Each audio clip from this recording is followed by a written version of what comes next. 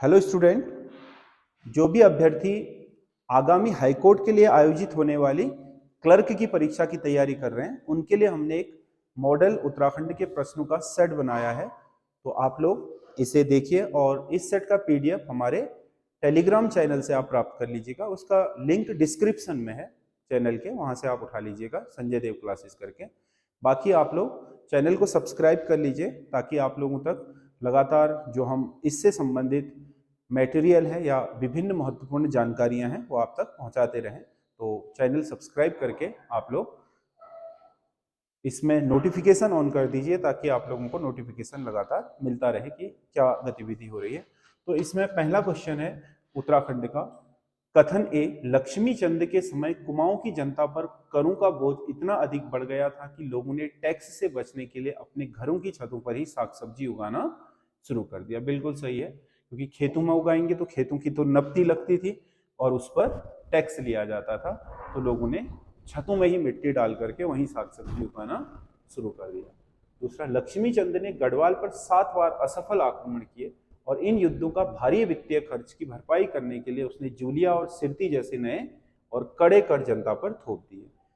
ठीक बात है, क्योंकि लक्ष्मी चंद लगातार आपका कुमाऊं से गढ़वाल पर आक्रमण कर रहा था, तो उसके कारण उसका जो सैन्य खर्च था वो बहुत बढ़ गया था, उससे राजकोष खाली हो गया। तो उस राजकोष को पुनः भरने के लिए, रिकवरी के लिए उसने असामान्य रूप से जनता पर कर थोप दिए थे। इसी के कारण उस जनता को करों के बोझ के तले दबना पड़ा था। तो कारण आर भी सही है, क्योंकि इसके कारण वित्तीय स्थिति खराब हुई थी, तब ये कर बढ़ाए थे। तो ये इसका स्पष्टीकरण भी है। तो ए और आर दोनों सही होंगे और आर ए का सही स्पष्टीकरण भी है। निम्नलिखित में से कौन सा सही सुमेलित नहीं है? जंगल हीलिंग सेंटर रानीखेत में बनाया गया है, बिल्कुल सही है। उत्तराखंड में विभिन्न तरह की जो आपके जैव विविधता और चीजों के संवर्धन के लिए आपके पार्क वगैरह बनाए जा रहे हैं वो हैं। तो रानीखेत में थीम पार्क कंडोलिया पौड़ी में है। क्रोकोडाइल पार्क खटीमा में बनाया गया है। घास संरक्षण केंद्र धारचूला में नहीं, घास संरक्षण केंद्र भी रानीखेत में ही है। तो इसका डी सही आंसर होगा। अगला, मुंड तथा सबर, मतलब जो भारतीय शास्त्रों में मुंड और सबर नाम मिला है, उसमें कुमाऊं की कौन सी प्राचीन जाति है? मुंड और सबर जो नाम उल्लेख हुआ है वो कोल जनजाति की। कोल और किरात मुख्य रूप से यहाँ की सबसे प्राचीन जनजातियां हैं, तो उसमें कोलों के लिए सबर शब्द आया है। अगला, ग्राम्य क्या है? ग्रामीण क्षेत्र में वित्तीय साक्षरता बढ़ाने की योजना नहीं। दूरस्थ क्षेत्रों में बालिकाओं के लिए एक शैक्षिक कार्यक्रम, ये भी नहीं है। घराटों को विकसित करने के लिए एक योजना नहीं। जलागम संरक्षण मतलब जल स्रोतों का संरक्षण करना। सामुदायिक स्तर की क्षमता का निर्माण और आजीविका संवर्धन, मतलब लोगों को आपस में मिला करके उनसे आपके ग्रामीण क्षेत्रों के विकास के संवर्धन के लिए उनसे कार्य करवाना और उनकी जो क्षमता है उसे बेहतर बनाना और उनको आजीविका उपलब्ध कराने के लिए ग्राम्य, जिसे जलागम भी कहा जाता था, जलागम प्रोजेक्ट, तो उसी को ग्राम्य कहा जाता था। ये आपका डी सही है। आपके जो वर्ल्ड बैंक है और एडीबी है उसकी सहायता से ये चलाया जा रहा था। तो ये जो आपका ग्राम्य है उसका नाम जलागम भी था।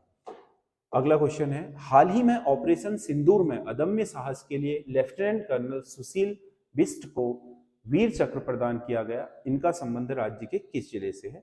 लेफ्टिनेंट कर्नल सुशील बिष्ट हैं चंपावत के। इन्हें हाल ही में राष्ट्रपति द्वारा आपका वीर चक्र प्रदान किया गया है।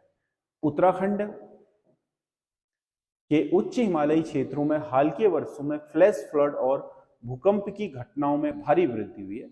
मतलब बहुत तीव्र बाढ़ और भूकंप की जो घटनाएं हैं उनमें हाल के वर्षों में वृद्धि देखी गई है। पिछले 2 दशकों से, लगभग 1.5 दशकों से लगातार और त्वरित गति से ये घटनाएं घटित हो रही हैं। बिल्कुल सही है। और दूसरा है, कारण क्या है? कारण अपने आप में एक फैक्चुअली सही भी होना चाहिए और उस कारण का, वह कारण इस कथन का क्या होना चाहिए, मतलब वजह भी होनी चाहिए, तभी ये तो सही है। इन क्षेत्रों में बुनियादी ढांचे के विकास और बेतरतीब पर्यटन के कारण पारिस्थितिकी संतुलन बिगड़ा है, ये भी सही है। क्योंकि हमने जहाँ इको सेंसिटिव जोन है वहां पर भी आर्थिक गतिविधियां की हैं, सड़कें इस तरीके से काटी हैं कि वो आपका हमारी ग्रेविटी, हमारे पहाड़ों की ग्रेविटी के हिसाब से ठीक नहीं है। मलबा हमने जगह जगह इकट्ठा कर दिया है सड़कों का, जो नदियों में आ रहा है। उसके अलावा नदी तटों पर हमने घर, रहने, होटल आदि का निर्माण कार्य किया है। तो उसके कारण क्या है, उत्तराखंड के हिमालयी क्षेत्रों में बुनियादी ढांचे के विकास, बेतरतीब पर्यटन, क्योंकि पर्यटन जैसे आपने देखा होगा कि जो केदार घाटी में भी दुर्घटनाएं हुई थी 2013 में आपदा के कारण, तो उसका कारण तो बाढ़ ही था, बादल फटना और बाढ़ ही था, भूस्खलन था। लेकिन वहां पर दिक्कत क्यों हुई? क्योंकि मंदाकिनी की घाटी में ही वो मकान बने थे और घाटी के उस क्षेत्र में बने थे जहां कभी भी बाढ़ पहुंच सकती थी। तो बेतरतीब विकास हुआ है पर्यटन के कारण। तो ये भी सही है, क्योंकि इसके कारण क्या हुआ है, बेतरतीब आपके बुनियादी ढांचे का विकास हुआ है, तो उसके कारण फ्लड बढ़ रहा है और उससे क्या है, नुकसान भी ज्यादा हो रहा है। तो ए और आर दोनों सही होंगे और आर ए का सही स्पष्टीकरण भी होगा, तो ए सही है। अगला क्वेश्चन है, रम्माण उत्सव से संबंधित तथ्यों में कौन सा सही सुमेलित नहीं है? तो रम्माण उत्सव में जो कुछ विधाएं हैं जिनमें अलग अलग मुखौटे प्रयोग किए जाते हैं। मोर मोरेंड स्थानीय दैनिक जीवन की कठिनाइयों पर आधारित जो लोक नाट्य है उसे, क्योंकि नाट्य शैली में ही है और मुखौटे भी अलग अलग होते हैं, तो मोर मोरेंड का मतलब है स्थानीय जो जीवन से संबंधित जनजीवन होता है उसे दर्शाने वाला। मल्लमाल, मल्लमाल योद्धाओं की गाथा कहने वाला है। तिब्बती व्यापारियों के साथ लूटपाट का या तिब्बती व्यापार से संबंधित जो है वो बनिया बनियान है, वो मालमल्ल नहीं है। मालमल्ल है आपका किससे संबंधित? योद्धाओं से संबंधित है, और तो ये गलत हो गया है। कुरु जोगी हास्य और नृत्य, मतलब ये हास्य से संबंधित है, ये भी ठीक है। तो कौन सा सुमेलित नहीं है? तो केवल 2 सुमेलित नहीं है, बाकी 1 और 3 सुमेलित है। तो 2 सुमेलित नहीं है, बाकी 1 और 3 सुमेलित है। अगला, सूची 1 को सूची 2 से सुमेलित कीजिए और नीचे दिए गए कोटों का सही उपयोग कर सही उत्तर का चयन कीजिए। तो इसमें पंचपर्यायों में से, क्योंकि अलकनंदा तो सब में ही होगी, अलकनंदा तो कॉमन ही होगी पंचप्रयाग में, इसी में बनते हैं। अलकनंदा मंदाकिनी पर रुद्रप्रयाग, ठीक है, और देवप्रयाग अलकनंदा भागीरथी, अलकनंदा भागीरथी पर देवप्रयाग, और ये अलकनंदा है। कर्णप्रयाग अलकनंदा पिंडर पर,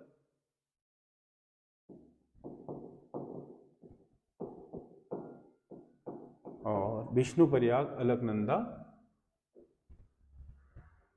और विष्णुगाड़ यानी कि धौली पर, धौली पश्चिम। एक बीच में नंद प्रयाग भी होता है, तो इसमें 4 दिए हैं। तो रुद्रप्रयाग अलकनंदा और मंदाकिनी, देवप्रयाग अलकनंदा भागीरथी, कर्णप्रयाग अलकनंदा पिंडर, विष्णुप्रयाग अलकनंदा धौली। 1 2 3 4, इसका सही आंसर होगा रुद्रप्रयाग अलकनंदा मंदाकिनी, देवप्रयाग अलकनंदा भागीरथी, कर्णप्रयाग अलकनंदा पिंडर, विष्णुप्रयाग अलकनंदा धौली गंगा। सॉरी, 1 2 3 4, इसमें विकल्प में थोड़ा गड़बड़ हो गई।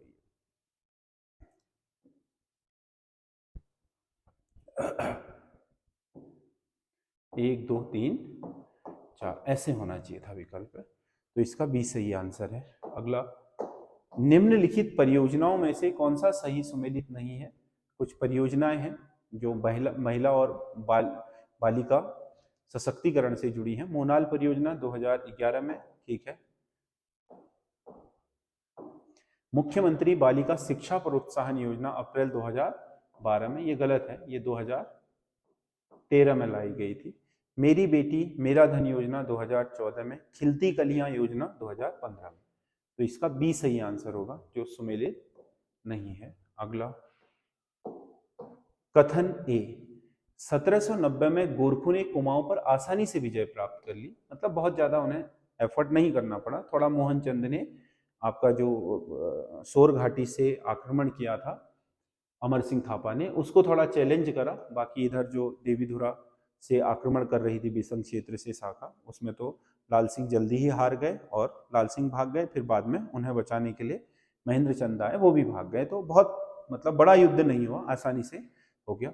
कुमाऊं के तत्कालीन चंद शासक महेंद्र चंद एक अयोग्य शासक थे, बिल्कुल ठीक है। और चंद दरबार आपसी गुटबाजी और षड्यंत्रों से कमजोर हो चुका था। ये भी सही है, तभी तो चंद दरबारी ही आपके जो कौन थे, जो मतलब चंद दरबार के ही लोग थे, वही जाकर के कहाँ मुखबरी करके आए थे गोरखों से, और इन्होंने यहाँ पर हर्षदेव जोशी जो थे इनके दीवान, वही गोरखों को आमंत्रित करके आए थे। तो सीधी सी बात है कि उनकी तो आपसी फूटी थी और इसी के कारण उनके लिए सरल भी रहा। तो ए और आर दोनों सही है और आर ए की सही व्याख्या भी करता है, तो ए सही होगा इसका आंसर, ए ही इसका सही आंसर होगा। अगला, निम्नलिखित में से उत्तराखंड के सूक्ष्म लघु और मध्यम उद्योग, जिसे हम एमएसएमई बोलते हैं, medium micro medium and small size enterprises की शीर्ष निकाय कौन सी है? तो वह इंडस्ट्री एसोसिएशन ऑफ उत्तराखंड है, जो MSME micro small and medium size enterprises को पूरी तरीके से रेगुलेट करती है, तो वह इंडस्ट्रीज एसोसिएशन ऑफ उत्तराखंड। अगला, निम्नलिखित को सुमेलित कीजिए। इसमें कुछ क्या है, जड़ी बूटियां दी गई हैं और उनको उनके रोग निवारण से संबंधित करना है।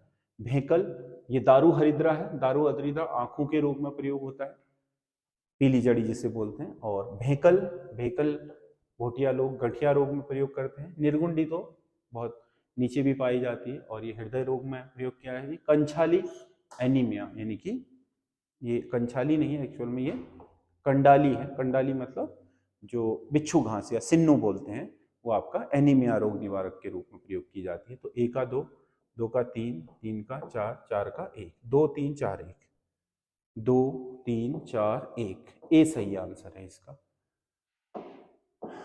अगला, मार्फोलॉजी ऑफ कुणिंद कॉइन्स, मतलब कुणिंद जो आपके सिक्के हैं उस पर जो आपका पुस्तक लिखी है मार्फोलॉजी ऑफ कुणिंद कॉइन्स पर, वो है MP जोशी की। तो इसका सही आंसर है MP जोशी। चंद शासकों का सही क्रम किस विकल्प में है? लक्ष्मी चंद, उद्योग चंद, भारती चंद, रुद्रचंद। नहीं, रुद्रचंद का तो बेटा था लक्ष्मी चंद, भारती चंद, हाँ भारती चंद के बाद रुद्रचंद, उसके बाद लक्ष्मी, फिर उद्योग। ये डी सही आंसर होगा इसका। अगर हम चंद शासकों के क्रम में इनको निर्धारित करें तो शुरू से लास्ट की तरफ ये क्रम आएगा। ई डिस्ट्रिक्ट परियोजना के संबंध में कौन सा कथन सत्य है? ई डिस्ट्रिक्ट मतलब आपका इसका उद्देश्य था डिजिटलीकरण, मतलब सरकारी ऑफिसों का डिजिटलीकरण, कंप्यूटराइजेशन, मतलब डिजिटल जो जिला है उसे बनाना। यह योजना राज्य सरकार द्वारा वित्त पोषित है, बिल्कुल ठीक है। ई डिस्ट्रिक्ट राज्य सरकार के। इस योजना को वर्ष 2009 में पौड़ी जिले से आरंभ किया गया था, ये भी सही है। भारत में तो आपका जो डिजिटलीकरण हुआ था भारत में, ई सेवा, ई गवर्नेंस शुरू हुई थी, वो आंध्र प्रदेश से शुरू हुई थी 2001 में, लेकिन उत्तराखंड में ई गवर्नेंस राज्य सरकार ने ई डिस्ट्रिक्ट योजना के नाम से 2009 में पौड़ी से शुरू करी। इस योजना का संचालन स्वान स्टेट वाइड एरिया नेटवर्क द्वारा किया जा रहा है। तो स्वान ही आपने देखा होगा कि सभी सरकारी कार्यालयों को, डिस्ट्रिक्ट ऑफिस या ब्लॉक ऑफिस, तहसील में सभी जगह आपने देखा होगा स्वान बना है, जहाँ से जो आपका इनका क्या है केंद्र है, वहीं से आपका सारा डेटा डिजिटल होता है और वहीं से एक दूसरे को आमंत्रित, मतलब इसको जो नेटवर्क प्रदान करता है वो स्वान करता है। तो 3 के 3 सही है, सभी सही है, 1 2 3 सभी सही है। अगला, नई शिक्षा नीति 2020 के संबंध में कौन सा कथन असत्य है? उत्तराखंड इस नीति को लागू करने वाला देश का पहला राज्य बन गया है, बिल्कुल सही है।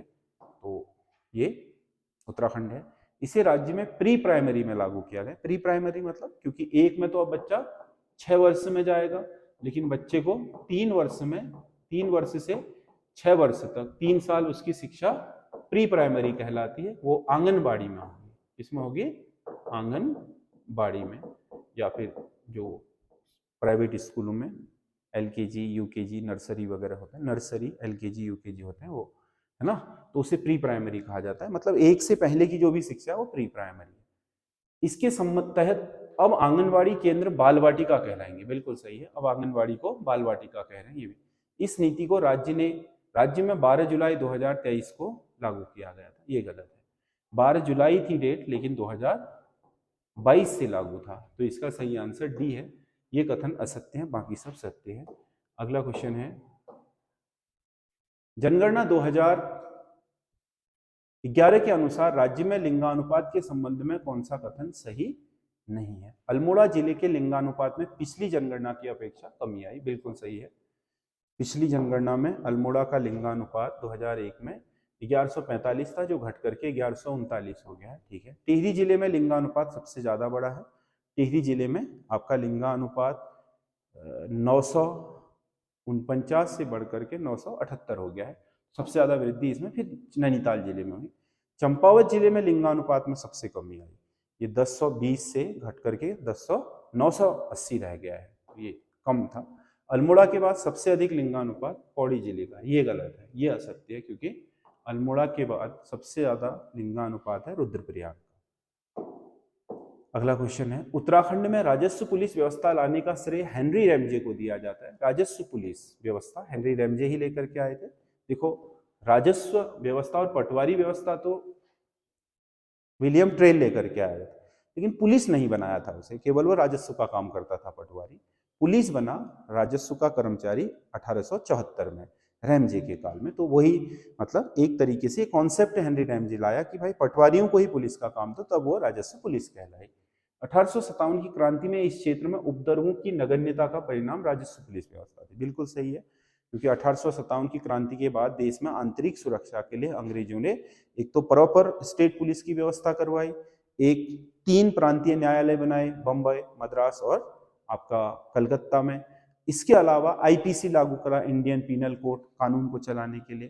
तो पुलिस व्यवस्था नियमित करनी थी, लेकिन हेनरी रैमजे ने ये लिखित में दे दिया कि भाई हमारे यहाँ पुलिस की व्यवस्था नहीं चाहिए, क्योंकि हमारे यहाँ इतना अशांति है ही नहीं, और 1857 की क्रांति में भी छुटपुट छोड़ करके कोई बड़ी घटना घटित नहीं हुई। इसलिए इस अतिरिक्त विभाग को बना करके वित्तीय बोझ ना बढ़ाया जाए, बल्कि पटवारी लोग ही ये काम देख लेंगे, इसलिए पटवारी को राजस्व पुलिस कहा गया। तो ये भी सही है, क्योंकि इसका परिणाम ही राजस्व पुलिस व्यवस्था है। तो ए और आर दोनों सही भी होंगे, और आर ए की सही व्याख्या भी करता है, तो इसका ए सही आंसर होगा।